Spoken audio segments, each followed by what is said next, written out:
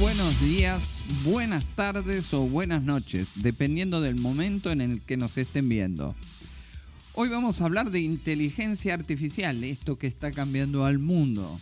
Junto a mi compañero Roberto Marquínez nos visita Ricardo Satavicius. Es uno de los expertos, es uno de mis expertos de cabecera a la hora de hablar de inteligencia artificial. Es alguien con quien consulto cómo resolver problemas. Pero le voy a robar la primer pregunta a mi amigo Marquínez, que es el que dice, ¿qué es la inteligencia artificial? Bueno, esa es la pregunta del millón. Porque, desgraciadamente, la inteligencia artificial fue abordada primero por, digamos, en la época moderna de la inteligencia artificial, por gente muy ligada al ámbito tecnológico. Si bien en los comienzos la inteligencia artificial fue abordada por gente que tenía que ver más con la abstracción de las cogniciones, gente digamos, de mucha base en matemática, con el devenir de las décadas y después del largo invierno de la IA, que fueron entre 10 o 15 años, digamos, necesariamente tuvo que mutar el concepto de lo que se consideraba IA, ¿no? En el principio, la IA estaba definida como la capacidad que tiene una determinada entidad, una entidad, o sea, la abstracción era muy alta, una entidad de, algunos decían simular, otros decían reproducir las capacidades cognitivas humanas. O sea, las capacidades cognitivas humanas son las que nos han llevado al desarrollo de la humanidad. O sea, todo lo que existe en base a nuestro cerebro. ¿Okay? O sea, nuestro cerebro ya empezó a desarrollarse a partir del tipo de alimentación que teníamos en la prehistoria. Al incorporar proteínas en forma masiva, pudimos alcanzar un volumen cerebral que nos permitía digamos, desarrollar determinadas habilidades que nos llevaron, como una serie de construcciones en ladrillos, al estadio en que estamos hoy en la humanidad. Eso significa que toda nuestra capacidad de formular teoremas, de formular hipótesis, o sea, sobre todo lo que se cimenta la ciencia, está basado nada más que en un órgano que es una superposición de otros órganos. Y lo que hace ese órgano, o sea, lo que nos posibilita hacer ese órgano, es lo que sería la inteligencia. A partir de ahí, decir que, bueno, una inteligencia artificial, eso sería una inteligencia natural. Todos los organismos tienen una cierta inteligencia. Por supuesto, nosotros tenemos como visión que la humana es la suprema, digamos, por la supremacía que... Por ahora. Sí. Que ejercemos, digamos, natural. Estamos hablando del estadio natural. Si no encontramos ninguna extraterrestre que esté bajo la corteza terrestre, como algunos especulan. Por ahora dicen que son invisibles, ¿no? Sí. Bueno, por lo menos nosotros somos el pináculo de la vida acá en la Tierra, y por lo tanto nuestro cerebro nos posibilita hacer todo este tipo de cosas. Ahora bien, a partir de eso, la inteligencia artificial sería algo que no es natural, pero que tiene las mismas capacidades que nosotros. Esa fue la primera definición que existió. O sea, es una abstracción muy alta. Es una entidad que puede tener las mismas capacidades que nosotros. En ese momento no se planteó ni que fuera ni más rápida, ni que fuera,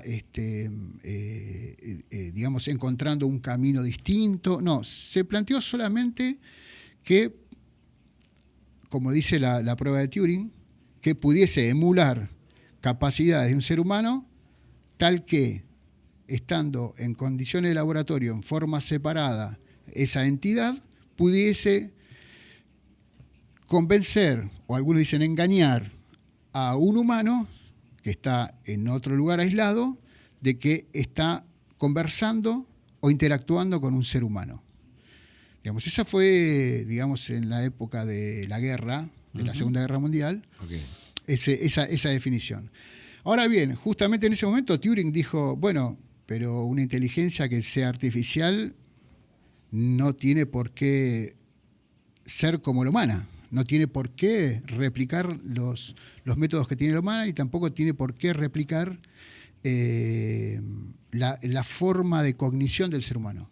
O sea, a partir de ahí hubo una refundación del concepto. Con ese concepto, en la conferencia de Dartmouth, donde se reunieron los principales matemáticos que tenían que ver con este tipo de intrigas, de problemas, con eso en mente dijeron, bueno, nosotros podemos definir la inteligencia artificial como una entidad que resuelve problemas. O sea, ya fue más general la cosa. Ya no es que emule al ser humano, no, fue muy general.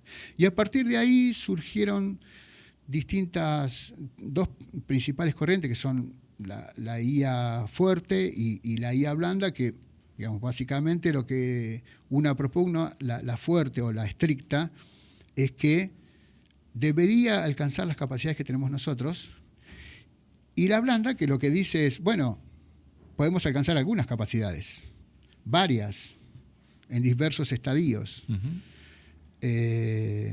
Bueno, esas dos escuelas coexistieron, siguieron su rumbo hasta que llegamos a la década de los 80, cuando un cierto salto en los algoritmos posibilitó la construcción de sistemas expertos, agentes expertos.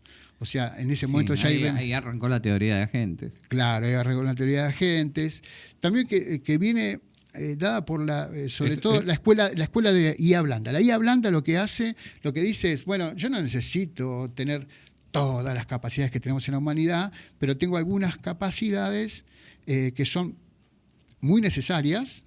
No sé, por ejemplo, comprensión de textos, que no necesito que esa comprensión de textos sea lograda estrictamente con los métodos y con la cognición que tiene un ser humano. Como dijo Turing, esa inteligencia artificial no tiene por qué caminar por ese sendero, el sendero que camina el ser humano. Puede caminar por otro. Entonces dijo, bueno, cómo llegue a esa comprensión de textos es otro tema y no sería preponderante, porque ese sería el camino que toma la inteligencia artificial. El objetivo principal es que si yo le encomiendo la tarea de comprender un texto a una inteligencia artificial, esa inteligencia artificial me dé la respuesta que me daría un ser humano. Bien. Ahora, pregunta, ¿no? Sí. Primer tema. Hoy, en términos generales, más allá de lo técnico, me voy a ir primero a algo que me quedó picando de lo que dijiste respecto a los 15 años de largo invierno de la IA. Primero aclárame eso y después te hago la otra pregunta. ¿Qué significó esos 15 años?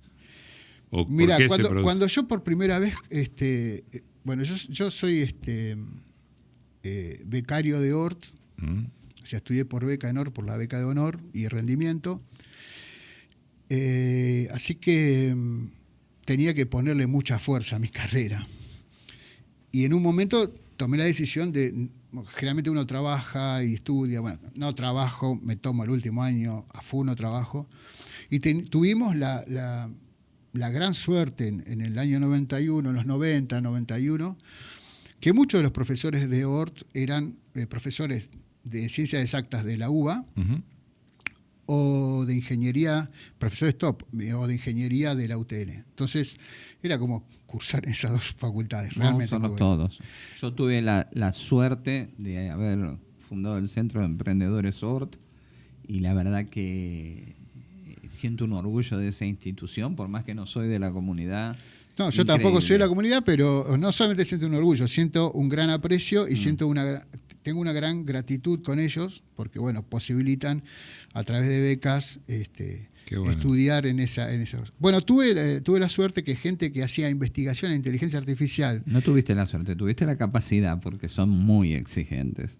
Sí, bueno, no, pero digo, tuve la suerte de que vinieran como una visita del Centro de Investigación de Ciencias Exactas sobre inteligencia artificial ciertos profesores que trajeron el tema y por supuesto, en una sesión fuera de horario de cursada, explicaron redes neuronales, algunos algoritmos, y bueno, año 91 a mí me voló la cabeza y dije, yo quiero hacer esto, no quiero hacer ninguna otra cosa, me encantan las bases de datos, ya había aprendido bases de datos, digo, bueno, por acá va la cosa, no quiero hacer otra cosa. Ahí permitime hacer un comentario para sumarle un poco de valor al largo invierno que te preguntaba Roberto recién. En el medio hubo una bastardeada del tema con gente que hacía analítica de datos y te decía que eso era inteligencia artificial. O sea, bueno, hay un tema teníamos una fantasía importante en el mercado. Hay un tema con los primos del Business Intelligence. Sí, que de cual, ojo, full, sí. Familia de la cual yo también formé parte. O sea que estoy medio como en el medio de los mundos y a uno le digo, bueno, muchachos, cálmense, y a otro le digo, no es para tanto. Claro.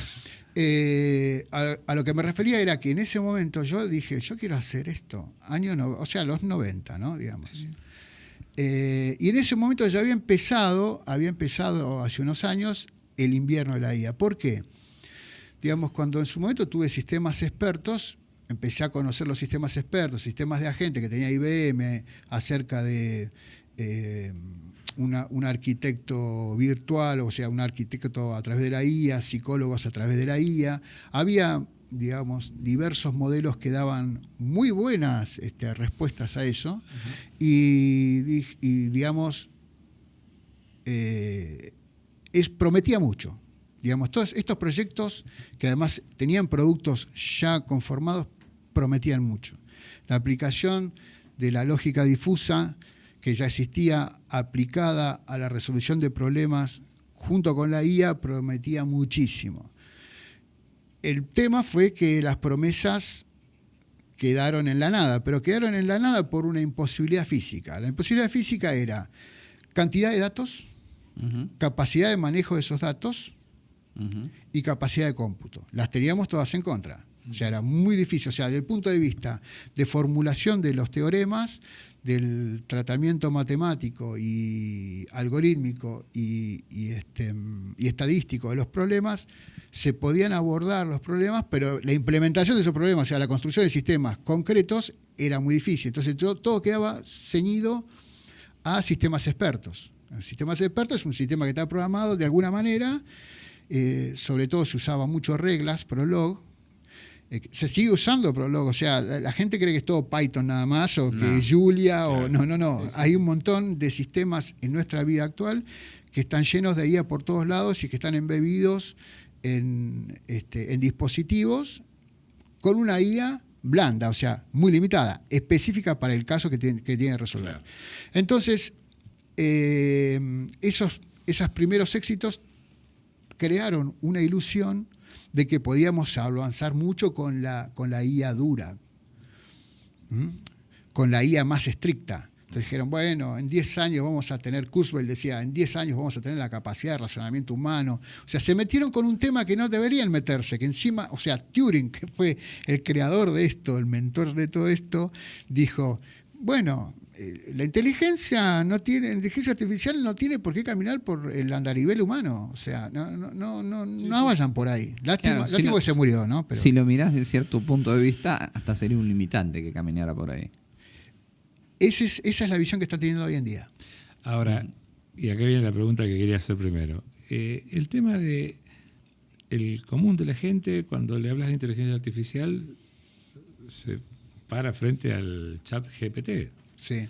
Bueno, ¿eso es una herramienta de uso para aplicar la inteligencia artificial? ¿O es una base de datos que cómo? No, ChatGPT. Lo digo en general, ¿no? ChatGPT, BART, Gemini. Que era ahora Gemini. Sí. Las herramientas que están construyendo, Copilot mismo. Copilot, o sea, Satya Nadella es el presidente de ¿se pueden decir marcas? Sí. Bueno, anunció hace unos días la aplicación del modelo de Copilot, que es la aplicación de OpenAI. Pero versión 4.0. Al tema de seguridad. Sí. al tema de seguridad, al tema de ciberseguridad. Qué interesante. En realidad eso estaba guardando un cuartito de hora para hablar de eso en particular. Bueno, después si querés hablamos, pero Claro, o sea, claro. para aplicación de ciberseguridad, que digamos plantea muchas cosas, digamos, es la aplicación de las capacidades de inteligencia artificial que hay hoy en día al ámbito de la ciberseguridad. Sí, Que y no del es- ataque también. No es poco. Sí, completo, digamos. O sea, No es digamos, poco, claro. es un tema muy álgido. Tanto, digamos, toda la comunidad está en puntas de pelos con este tema. Sí, imagino. Es que la verdad, pensándolo en frío, es algo contra natura, para decirlo de alguna manera, porque las buenas prácticas dicen que no confíes en nada que vos no manejes.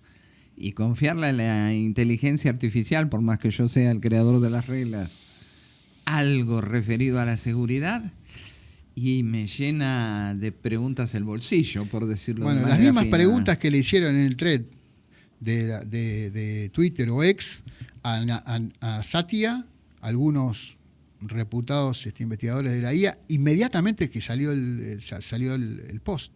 Salió el post y inmediatamente le dijeron, pero yo voy a confiar, así como lo decís vos, Marcelo, yo voy a confiar a una inteligencia artificial el manejo de la seguridad cuando no puedo asegurar cuáles son los resultados. Y esto viene a cuento de esto, ¿no?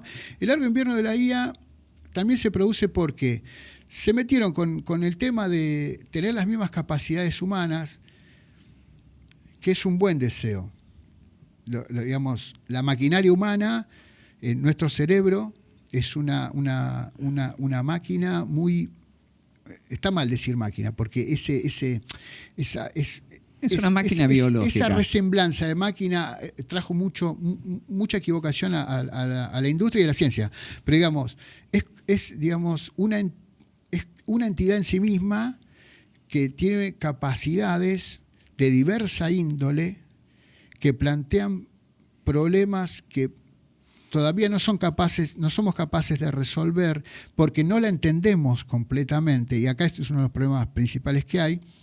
Entonces, en los años 80, abordar tempranamente un tema cuando no se tenían las herramientas físicas para implementarlo, cuando, por supuesto, no se tenía el conocimiento que tenemos ahora acerca del cerebro, Claro. es como decir, bueno, yo voy a basarme en algo que no conozco y que no tengo las herramientas para construirlo. O sea, básicamente no puedo hacerlo. Vamos a ser sinceros con el diario del lunes, es fácil decirlo. Los agentes inteligentes no los podés confundir con inteligencia artificial. Exacto. Esa es la realidad. Exacto. En los años 80 y 90 y tantos decíamos, no, estamos trabajando con inteligencia artificial. No, Bueno. estábamos corriendo carrera de Fórmula 1 con un Fiat 600. Bueno, uno sabe que para llevar adelante proyectos necesita financiamiento. Y para tener financiamiento se necesitan las buenas voluntades de determinados directores de Y las grandes buenas corporaciones. mentiras. Bueno, o sea, no son mentiras. Yo digo que son, o si querés, mentiras blancas, pero yo lo que digo es que son creaciones del marketing. Creaciones del marketing. Ahí hay un Alguien lo tema tiene que que quiero convencer. abordar. Hay un tema que quiero abordar que ya desde que arrancaste lo quería comentar. Hace unos años atrás, una empresa de base de datos me invita a San Francisco a un evento, 45.000 personas, una locura. Estamos hablando del Caro, vos sabés a qué me refiero. Y me presenta una máquina que se llamaba Exadata, que tiraba 1.000 millones, o sea, me servía para tirar 1.000 Bueno, millones acabas de decir la marca. Sí. 1.000 millones de datos concurrentes me permitía manejarlos. Entonces, adelante de 150 periodistas, al presidente de la empresa Paramérica, o sea, el presidente Paramérica, le digo, me encanta como Atari para llevarlo a mi casa, quiero jugar con esto. Pero ¿sabes qué? No sirve. Te puedes imaginar los gritos que pegaba. O sea, me había pagado el pasaje, el hotel, la comida, todo, y yo le digo, no sirve. Es muy difícil decir la verdad. Y entonces me dice, pero usted está loco. Le digo, mira, es simple. Tu base de datos se cae con 55 millones de datos concurrentes. ¿Para qué quiero 1.000 millones? Vos no manejás datos desestructurados. 3 años después, me vuelven a invitar. Digo, no les cayó tan mal. No Cayó fue tan tan mal el mal. comentario. Y entonces iba por el mismo evento, ponele que ese año fueron 50.000 concurrentes al evento, lo cual es una cancha chica como la de Boca, por ejemplo. Claro, sí. Ah, mira. El estadio de fútbol. Sí. Simpático. Y entonces voy caminando, encontrarte con un amigo en una cancha de fútbol es casi imposible, Sí. adentro de la cancha. Bueno, entonces voy caminando y siento que me dicen de atrás, Marcelo Lozano. Digo, uy, Dios, ¿quién me conoce acá? Me doy vuelta y lo veo al tipo y digo, uy, Dios, trágame tierra. Me dice, usted fue el que hace 3 años me dijo que Exadata no servía porque no manejábamos datos desestructurados. Ah, veo que se acuerda, viste que no. Veo que se acuerda. Sí, me quería matar. Y resulta que me dice, sí, a los 6 meses compramos Endeca. Endeca era un motor de Endeca, base de datos así es. desestructurado. Y dice, y pasó a ser central para la estrategia de nuestra compañía. Los felicito, veo que Larry lo consulta a usted y no a mí. Pasó a estar en la galería de mis héroes porque un tipo en esta industria que te reconozca algo Claro. es difícil. Es una industria que juega mucho con los egos. Sí, La bueno, pucha. diríamos que se lo ganó por estar ahí, si se comporta de esa manera, pero lo que yo estoy percibiendo de unos años para acá, y lo percibí tanto en grandes marcas, vendors y líderes de la industria, tanto sea construyendo software como implementándolo, usándolo, veo que los dirigentes, no sé si será otra generación, están mutando en el comportamiento. O sea, están más abiertos a admitir equivocaciones o, no, yo no diría equivocaciones, sino fallas de estrategia. Básicamente uno piensa que la estrategia que está llevando adelante bueno, pero es muchas la veces- correcta, pero no. Muchas veces marketing me vende una cosa que en la vida real es muy difícil de sostener. Bueno, es su trabajo. Es su trabajo. Pero si no tomás en cuenta que te podés equivocar en una estrategia, quedás expuesto. Bueno, lo que pasa es eso. Antes, las décadas pasadas, diría hace 1 década, 2 décadas atrás, el directivo era como que no se podía equivocar y si se equivocaba, básicamente desaparecía. O sea, Eso, sencillamente la le decían, única- bueno, deja de pertenecer al directorio o deja de pertenecer como sea a la compañía y entronizaban a otra persona y acá no pasaba nada. O sea, se tuvo que ir. Bien, No claro. sabemos por qué. Si ocurriera en la política eso. Dejó la leche en el fuego. No sabemos por qué, pero Claro. bueno. Entonces uno veía en Haití Latam veía, se produjo un pase de alguien hacia otra industria. Claro. Ah, qué bien. Sí. Che, ¿qué pasó acá? No sé, hubo un pase, algo Claro, pasó de eso. sí, ¿verdad? Sí. Pero además Pero- en el tiempo también quedaban obsoletos algunos de los temas que iban tratando. Entonces el creador o el dirigente Eso del momento... yo en mi paso por las corporaciones lo he vivido en muchas ocasiones y después son proyectos que se vuelven a reflotar. Ahora puedo hablar porque inclusive ya han pasado muchos años de eso. Además yo no firmé ningún NDA, te va a sorprender esto que te voy a decir, con Telefónica. Bien. Estoy hablando época de Menem, recién estaba 1990 y monedas, 92, 93, y bueno, vamos a hacer el proyecto Fox. Un proyecto muy ambicioso sobre datos, consolidación de datos de varias fuentes, muy importante. Perdón, muchachos de Telefónica, tengan en cuenta que en casa necesito internet. No soy yo el que está hablando, es él, ¿eh? Sí, me hago cargo de esto. El proyecto era muy bueno, pero tenía infinidad de problemas de implementación. Claro. Pero eran las capacidades que se pedían no estaban disponibles y el procesamiento de semejante cantidad de datos, y no solamente eso, sino el ordenamiento de para qué sirven esos datos, porque juntar datos juntamos todos. Sí, claro. Juntamos en forma masiva, podemos juntar. Puedo hacer una tabla que tenga, no sé, 100.000 columnas, pero digo, ¿para qué? Y después, ¿cómo lo utilizo? Y la complejidad de esa utilización. Bueno, ese proyecto estuvo vigente unos años. era el proyecto estrella de toda la corporación telefónica. Estaba muy bien esponsoreado y cuando cambiaron los directivos a nivel Telefónica Global, el proyecto fue dormido en fade, digamos, se fue durmiendo plácidamente y no es que se desactivó, sino como que, bueno, eso es un proyecto más que está ahí o que fue ahí y se le fueron quitando recursos. Y al cabo de unos años, en mi paso por Movistar, veo que se empieza a despertar de nuevo un proyecto similar, que no se llamaba Fox, pero era un proyecto similar.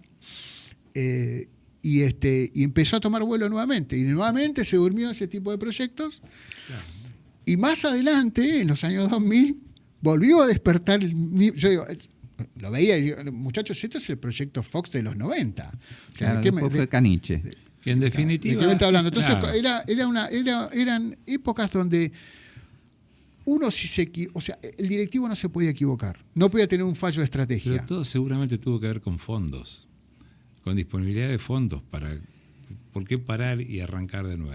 ¿Sabes que ahí no estoy tan de acuerdo? Hay un tema, porque hay un tema ahí que la comprensión de los problemas que resuelve la tecnología o las nuevas tecnologías, si se quiere, es crucial para que los sponsors den el apoyo o no. Entonces, si una persona que no sabe nada de inteligencia artificial tiene que tomar la decisión si un proyecto de inteligencia artificial o de data science, ni siquiera estamos hablando de inteligencia artificial, data science, o de analítica, o inclusive de business intelligence, tiene que continuar, si no conoce de los temas, sencillamente, cuando una persona, por más lenguaje llano que trate de abordar para explicar la problemática y la solución que está proponiendo, se lo muestre, el directivo no lo va a comprender, no va a tener la capacidad de ver las posibilidades que tiene la herramienta que estén construyendo o el proyecto que estén construyendo, ni la proyección de eso al futuro. Una cosa son las posibilidades, otra cosa es la proyección cierta en el negocio. Bueno, entonces, eso ha pasado mucho. O sea, había un lag de formación ahí en los directivos porque está esta tensión que es tecnología y negocio. Entonces, los negocios que son basados en la tecnología tienen este gran problema porque ¿a qué le damos más importancia? ¿Al business o al technology? Uh-huh. Y digamos que los directivos deben formarse en los dos y discernir cuando tienen una debilidad en cada uno de los dos lados. Permíteme, yo te voy a agregar un tercer lado que es ciberseguridad. Hoy el driver del negocio no es ni tecnología ni el negocio. Tecnología me refiero a tecnología en general. Sí, en pero, forma general, pero seamos prolijos. O sea, separemos tecnología de ciberseguridad porque ciberseguridad es el controller de tecnología. No es parte de tecnología. O sea, yo creo que es un error conceptual. Pero muchos de los proyectos que vos comentabas en cuanto a capacidad de generar fondos tienen que ver con errores de diseño. Perdona, yo me refería a la disponibilidad de fondos para aplicárselo. Sí, pero la disponibilidad de fondos, muchas veces el problema que tienen los proyectos es el dimensionamiento y la arquitectura, que falla de un principio y después escalar el proyecto con un pifie de arquitectura es... Ese está un problema, porque, o sea, todo el mundo habla de inteligencia artificial. Después de haber creado la comunidad de inteligencia artificial acá en Argentina, en el 2016, en el 2017-2018, bueno, me encontré con Luis Argerich, que es uno de los principales profesores de lo que se llama ciencia de datos, uh-huh. Y hay otro profesor en la Facultad de Ingeniería de la UBA, y otro profesor también, que es Cabrera, que también fue profesor mío NORT, de inteligencia artificial. Había una cierta movida de invitar gente a la facultad, totalmente externa, uh-huh. que pudiese cursar ese tipo de materias avanzadas. Inclusive el titular de matemáticas, el doctor Greenberg, doctor en matemáticas, empezó una escuela específica de formación de gente con buena base matemática. La mayoría eran todos ayudantes de matemática o de estadística, para formar una escuela para gente que construya la IA. Porque acá en Argentina nosotros no construimos IA. No. Acá en Argentina lo que hacemos es Consumimos. utilizar la IA que construyen otros, que vale decir, es bien difícil utilizarla. Todo el mundo está vendiendo que, ay, qué fácil que la IA, yo hago esto, yo hago lo otro. Sí, digamos, abrir el grifo de la canilla es fácil, y utilizar el agua y sacar esa agua y hacer un jugo es fácil. Pero construir la canilla, construir las cañerías, construir la planta potabilizadora, procesar toda esa agua para que llegue, no es fácil. Claro. Digamos, y los otros países están adelantados en todo esto, o sea, porque han tomado la delantera en su momento.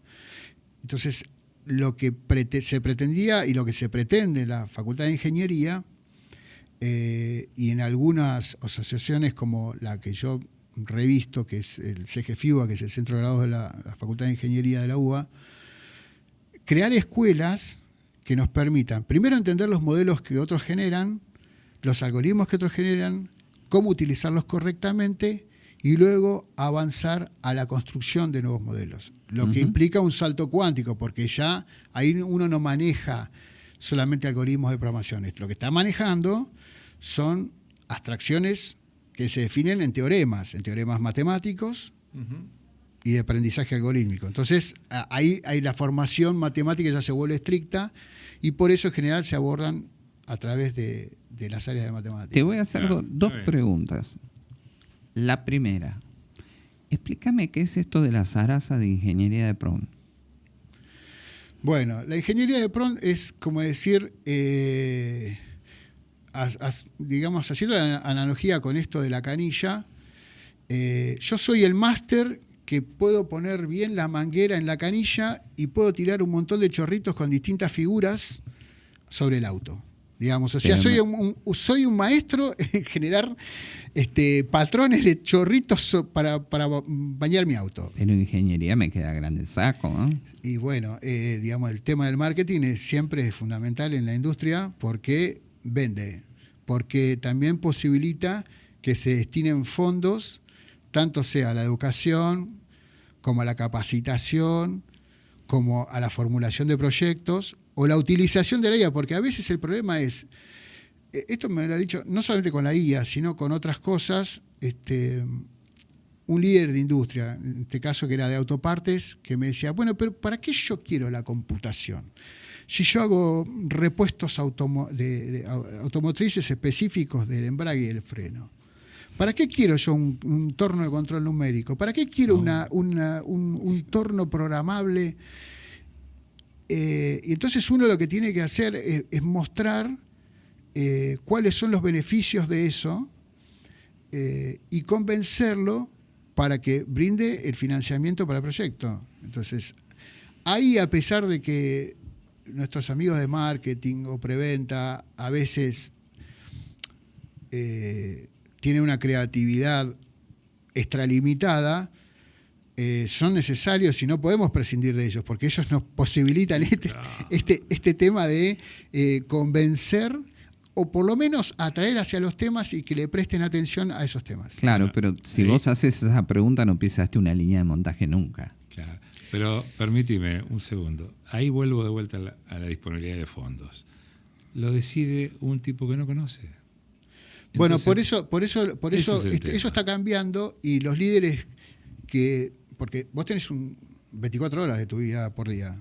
O sea, tenés que hacer muchas cosas. Total. Entre esas cosas, el resto del día duermo. Claro, en esas cosas, en esas horas tenés que, y entre las cosas que tenés para hacer, tenés un tiempo muy finito, muy limitado para la capacitación.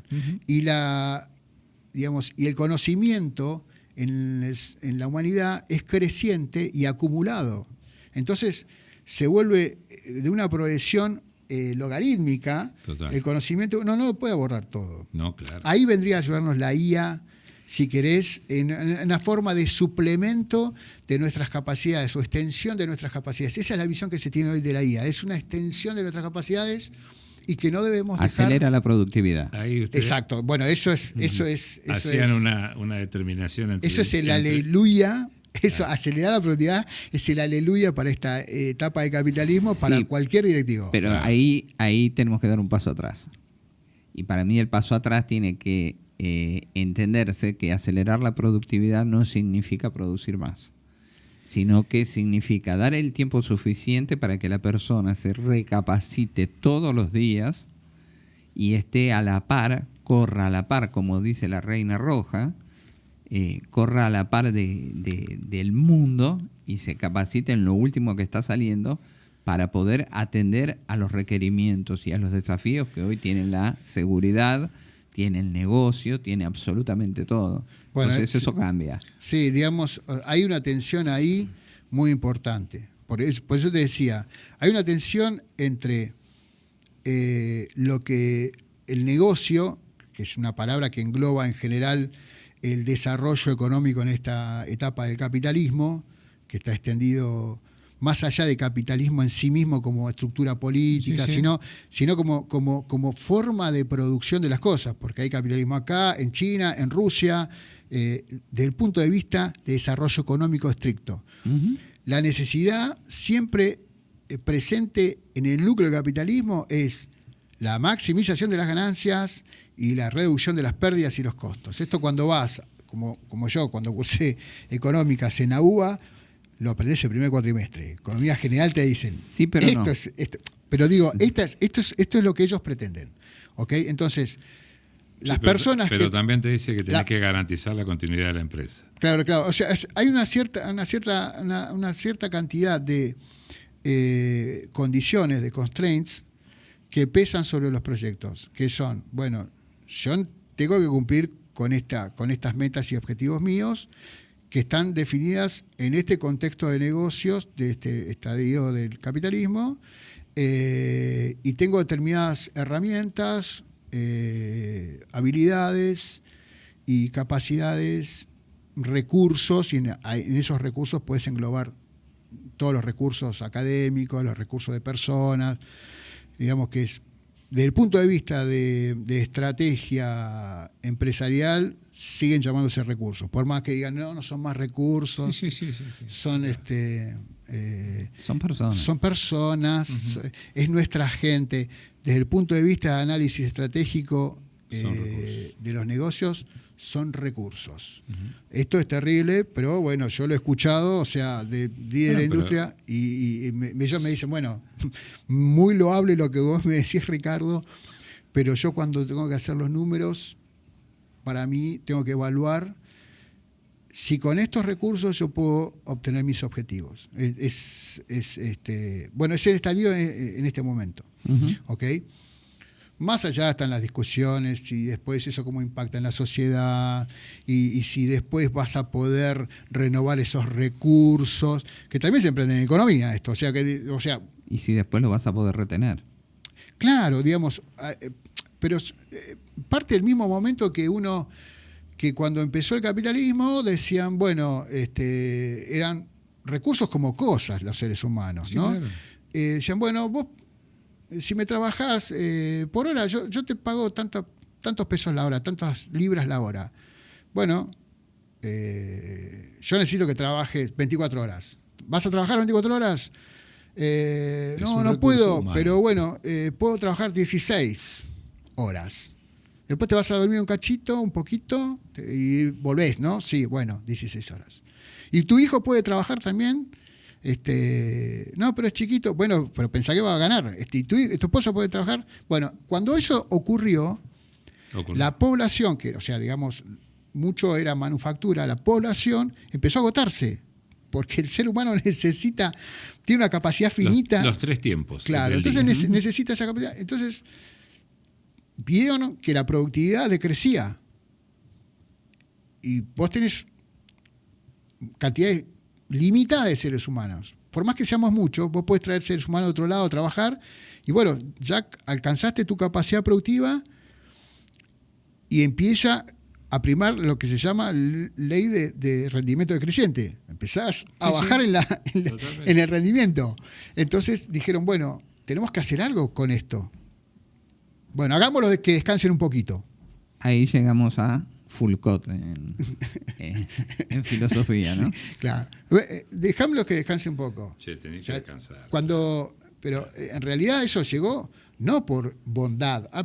en algún momento debe haber, seguro que hubo algunas, sobre todo mujeres, algunas personalidades que empujaron, sobre todo a sus maridos o padres, a que tuvieran en cuenta eso y utilizando y haciendo uso de la lógica, diciéndole, mira, no puede trabajar 24 horas seguidas, va a caer desfalleciente, se va a morir, ¿no? O sea, y esta persona sabe hacer este trabajo. Reemplazarlo con otro que no sabe nos va a costar más. Uh-huh. Bueno, una mezcla de bondad, pero sobre todo mucho de interés, hizo que todo el interés. Empecemos a limitar la cantidad de horas, empecemos a limitar quiénes pueden hacer los trabajos y ese tipo de cosas. O sea, la tensión siempre con el tema de la productividad en un mundo capitalista está, y no se puede negar, porque uno, más allá que a veces alguno puede hacer un proyecto que sea de índole filantrópica o si quiere de índole social, uno hace proyectos en forma comercial, o sea, destinados al desarrollo económico, de donde sea, digamos, ¿no? Pero destinados a que alguien lo use esas capacidades que uno está generando y que pague por esas capacidades que uno está generando.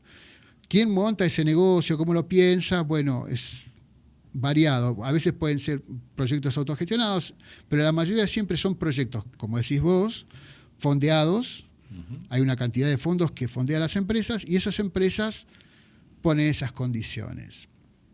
Ahora bien, como siempre, esta ley de rendimiento decrecientes se manifiesta. Se manifiesta. O sea, vos podés decir, bueno, vamos a hacer determinada cantidad de algoritmos y vamos a hacer determinada cantidad de servicios para montar nuestras plataformas y tenemos 6.000 data science o 8.000 investigadores en inteligencia artificial, como se dan en algunos lugares de Estados Unidos e India, por las grandes empresas. Pero eso también tiene un límite. Y bueno, ya el estado de desesperación, porque siempre está esta premisa básica: maximizar ganancia, minimizar costos y pérdidas. Entonces, vamos a echar mano a todo lo que tenemos para hacer esto. ¿Cómo podemos hacer para que esta gente que hace IA produzca más? Bueno, vamos a ponerle la IA que ellos mismos producen para que los ayude a producir más IA. Es esta... Acá quiero hacer un paréntesis para que me des tu opinión. Sí. Estábamos hablando del trabajador de fines del siglo XIX, principios del siglo XX. Sí. Y hoy saltamos a siglo XXI, 2024. Este bichito pasó a ser el nuevo jefe. Es el que nos tiene hiperconectados, nos tiene trabajando las 24 horas. Sí, los celulares o los dispositivos. Sí, los dispositivos en general. Porque soltamos el celular, agarramos la tablet, soltamos la tablet y nos vamos al televisor inteligente. Nuestro relojito, Sí, yo me olvido el reloj porque no puedo usar reloj, pero la verdad es que también es otro de los dispositivos. Pero estos dispositivos nos inculcaron un modelo de autocontrol y este autocontrol es mucho más beneficioso para lo que es el capitalismo tal como lo planteás, duro y crudo. Hay un tema muy interesante ahí, que es lo que se llama el free lunch. La gente que no estudió economía y que estudió solamente tecnología cae en este error. Mi amigo Andy Ogendal, que también es un investigador y creador de agentes de IA, caía en ese error que me decía, no existe el free lunch. Y yo le decía, bueno, se ve que no leíste bien La Tercera Ola, las nuevas empresas, perdón. La sociedad de las nuevas empresas.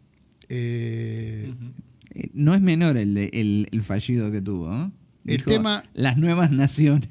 Sí, refiriéndose bueno, a de hecho, ese fallido me viene viene por el texto de esta nueva obra. Claro. Nueva, de hace muchas décadas, pero para Toffler fue creo que la última. El tema que sí existe el free lunch. O sea, no existe el free lunch para vos individuo, para vos ciudadano, pero para las empresas existe el free lunch. Uh-huh. El free lunch para Google, por ejemplo, está en cuando vos identificás en una imagen de cuadraditos para hacer la verificación CAPTCHA, que vos te pregunta, decime dónde de estos cuadraditos hay una motocicleta. Y vos estás trabajando para ellos automáticamente. Sí, sí. Ay, qué lindo, vos visitaste este centro. ¿Qué te pareció? Porque ya lo tienen identificado geográficamente, lo tienen por sistemas de posicionamiento geográfico, tienen identificado que en tal lugar hay un restaurante. Y por justamente tus dispositivos detectan que vos fuiste al restaurante. Claro. Ay, ¿qué te pareció el restaurante? Te ponen las estrellitas. Poné un comentario. Con esto vos vas... Yo fui invitado a una sesión en Google, acá en Argentina, donde te decían, bueno, formá parte de la comunidad. Si vos conseguís, te vamos a dar determinados puntos por las calificaciones que vos hagas, por los lugares donde visitás. Y eso te da un badge y te da un reconocimiento. O sea, yo tengo casi 60, tengo 59. Para mí el reconocimiento es monetario. ¿Por qué? Porque cuando llevaba a mi hija a la escuela de monjas, la monjita no me decía, hermanito, si usted no tiene para pagar la cuota, no hay ningún problema, seguimos con su hija acá adentro. Me decían, hermanito, ¿cuándo paga la cuota? No, pagado se va la nena. Entonces, sí. Bueno, pero para determinadas, y esto tiene que ver con lo que vos decís, que es un mecanismo que se llama hegemonía ideológica, que lo estudiás también, primero o segundo cuatrimestre de Ciencias Económicas de la UBA, que te dice, mirá, hay unos mecanismos que convencen al individuo que lo que le está diciendo la clase dirigente y dominante es correcto. Y por lo tanto, ese individuo los adopta y los hace suyos y digamos, refuerza a los demás para que lo cumplan, y él abraza eso como si fuera una creación propia. Claro. Y lo ejecuta. ¿Qué es lo que vos decís? O sea, la hegemonía ideológica es el mecanismo supremo, creo que lo decía Max Weber, es el mecanismo supremo con el cual vos convencés al otro que lo que vos estás diciendo es lo correcto, y el otro se vuelve un fan tuyo, digamos, ¿no? Querido seguidor, cualquier parecido con la realidad es una mera coincidencia. No quería decir nada sobre todo esto. Iba a hablar de las vacunas, no digo nada. No quería decir nada de esto, pero sí, en la realidad nuestra Argentina hay mucho de eso. Pero bueno, ese mecanismo hace que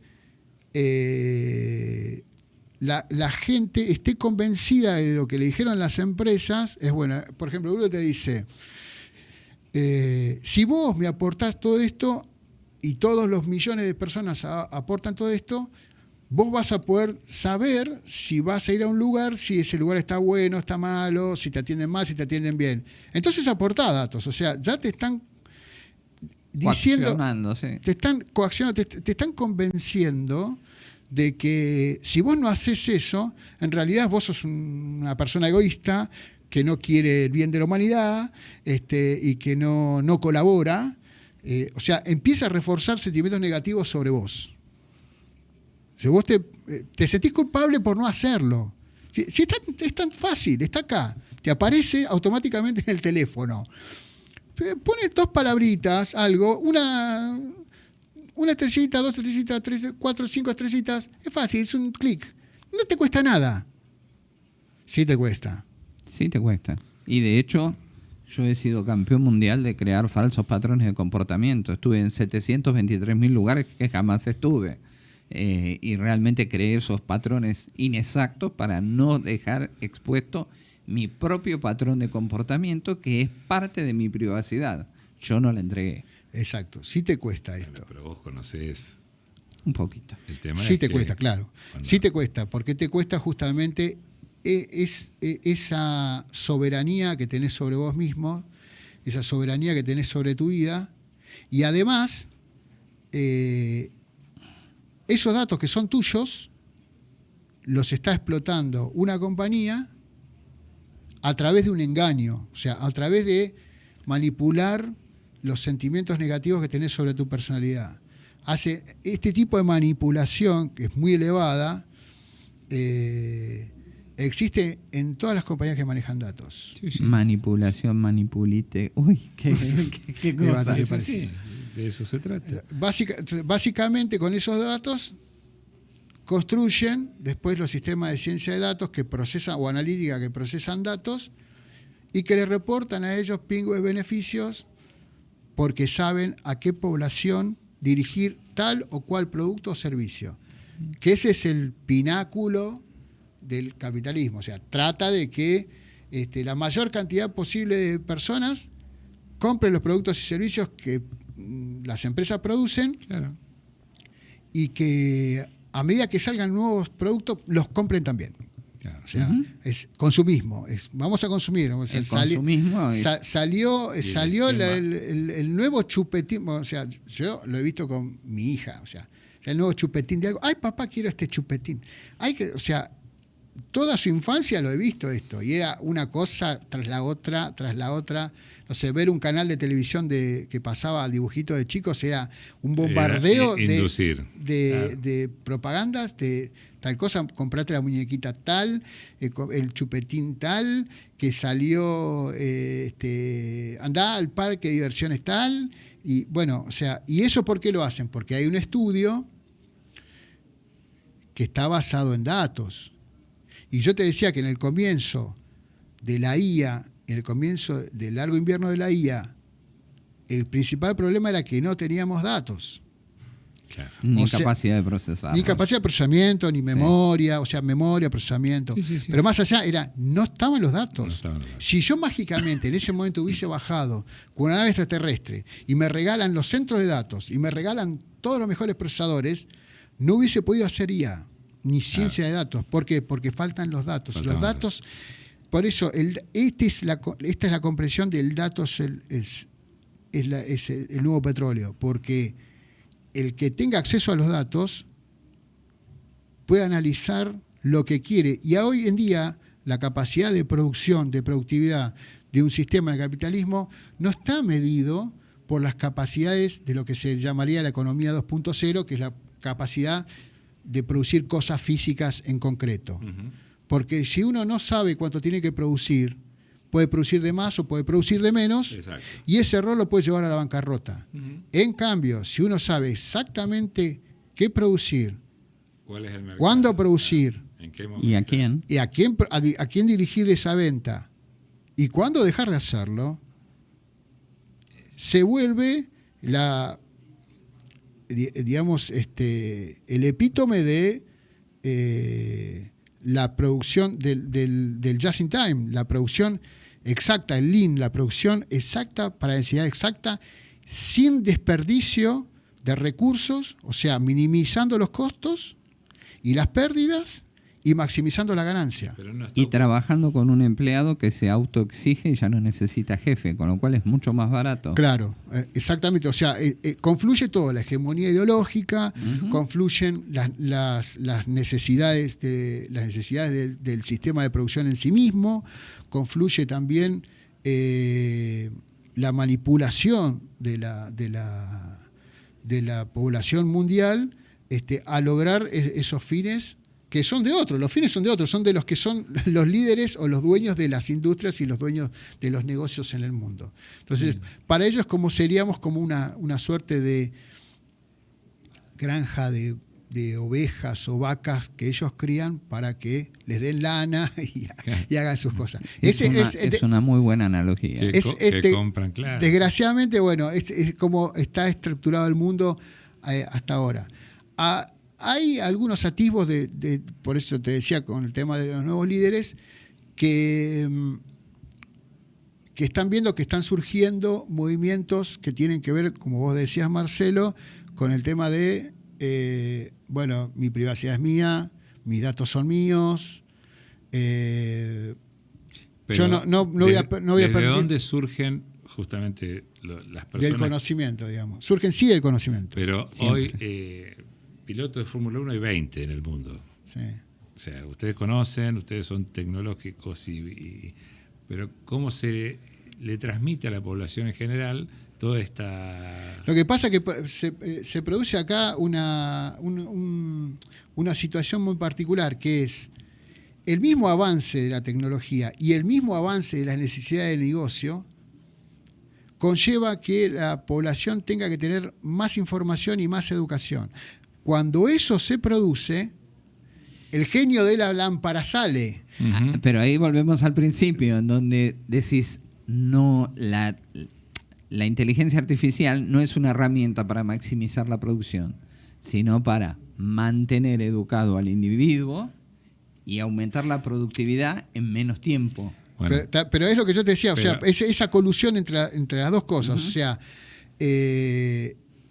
digamos, la formulación se quiere de desarrollo económico del sistema capitalista más la parte política, la parte, digamos, de control de esos recursos, ovejas, como nos quieran llamar a nosotros, para que alcancen el desarrollo económico que ellos pretenden. Claro. Ojo que hay mucha gente que es líder en el mundo, no sé, por decirte, Elon Musk.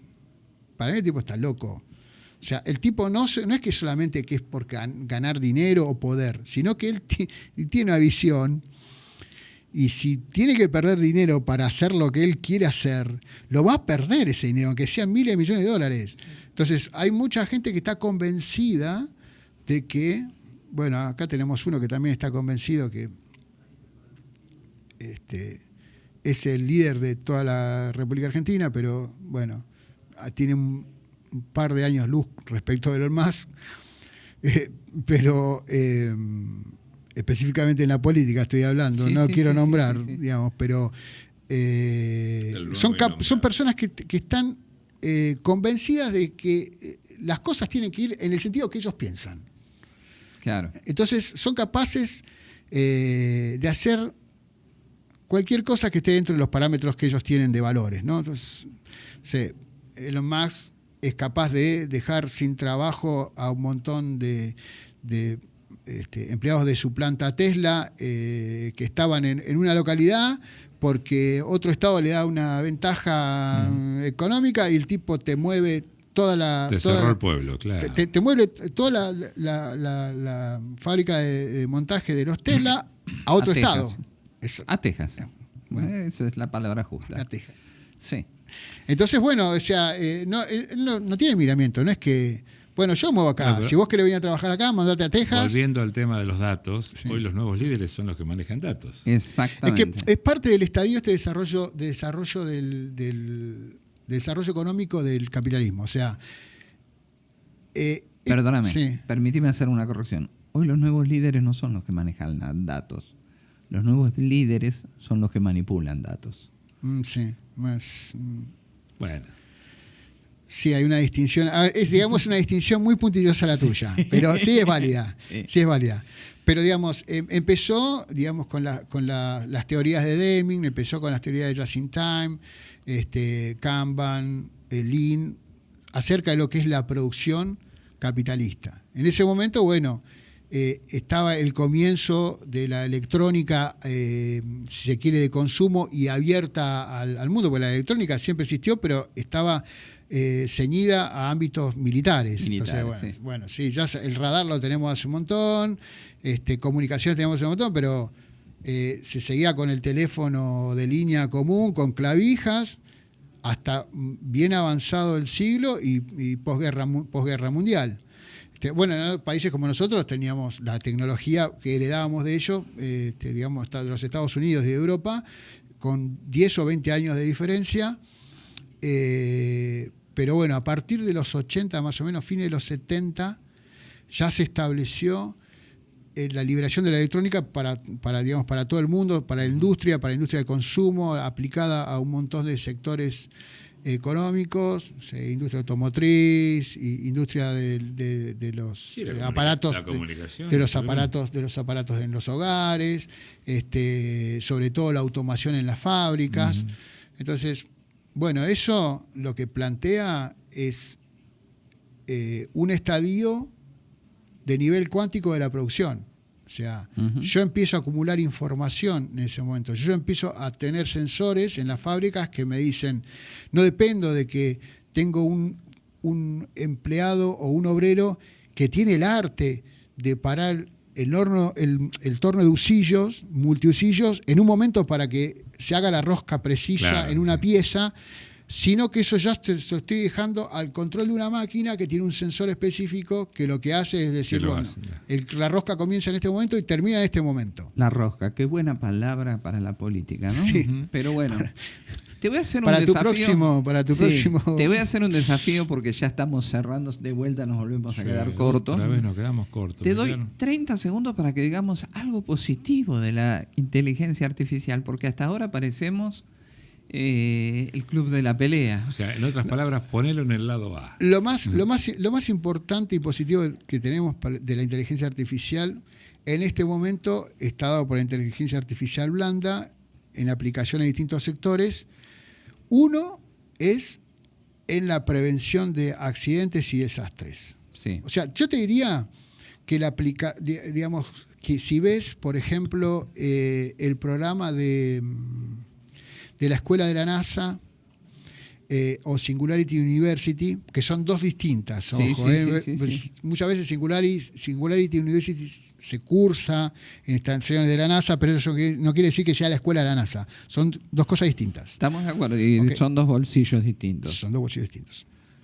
Pero cuando vos ves, inclusive a la llamada, con mi socio en un proyecto que tenemos, la llamada a startups para que concursen en los programas de desarrollo tecnológico del Army, vas a ver los temas que son estos, o sea, porque son las prioridades y los problemas a resolver. Caso, a nosotros nos ha pasado estos últimos 3 días, que hoy creo va a ser el 4.º día, desastres climatológicos. Hace 40 segundos que terminaron tus 30 segundos. Bueno. Redondeame. Bueno, básicamente tenés prevención de desastres climáticos, prevención de riesgo de ciberterrorismo, terrorismo en general. Eso engloba un montón de cosas, engloba, no sé, ataques a centrales nucleares, ataques a represas, ese tipo de cosas. Pero la prevención sobre eso,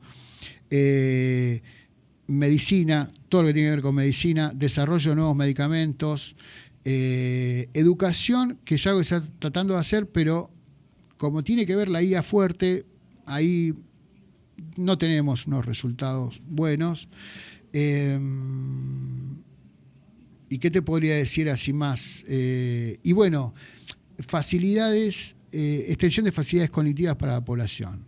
O sea, tiene un lado malo el hecho de que justamente para implementarlas te roben datos, te hagan trabajar a vos. Claro. Pero, bueno, también te da cosas que no tendrías. O sea, para tener, no sé, el trazado de un trayecto, vos tenés que dar tu posición. ¿Tengo 2 segundos? 1,5. Bueno, no, simplemente que estaba observando en el desarrollo de nuevas tecnologías de máquinas o nuevos que tengan que ver con la producción, justamente. La biotecnología está siendo, digamos, explota gracias a la inteligencia artificial en función en que han podido desarrollar maquinaria que hoy aplica justamente a eso y la está haciendo de algún modo acelerado, ¿no? Sí, en realidad esos programas vienen de hace rato también, vienen de hace rato, pero él me decía, bueno, ¿qué es lo nuevo? Y lo nuevo es en el campo de la medicina de generación de alimentos y de medicamentos. Claro. Las dos cosas, van una de la mano de la otra. Perfecto. Déjame cerrar un poco. Primero quiero agradecer a Podcast, que hoy nos está atendiendo con 4 cámaras.